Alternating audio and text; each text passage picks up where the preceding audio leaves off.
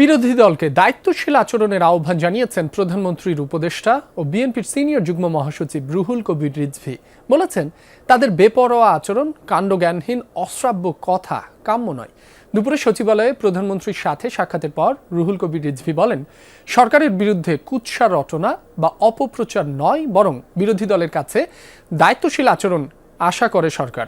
এখন আর কেউ কথা বলার কারণে, রাজনৈতিক মত প্রকাশের কারণে গুম খুন হচ্ছে না বলেও জানান রিজভী। বলেন, বর্তমান সরকার জুলাইয়ের স্পিরিট ধারণ করে।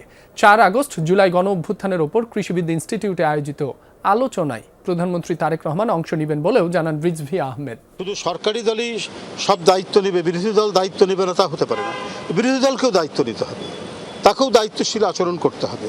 বিরোধী দল, আজকের বিরোধী দল তো আগামী দিনের সরকারও হতে পারে তারা। তো যদি তাই হয়, তারা যদি এখন থেকে দায়িত্বশীল আচরণ না করে, বেপরোয়া এবং কাণ্ডজ্ঞানহীন কথাবার্তা বলা, বেপরোয়া আচরণ করা, তাতে তো গণতন্ত্র শক্তিশালী হবে না।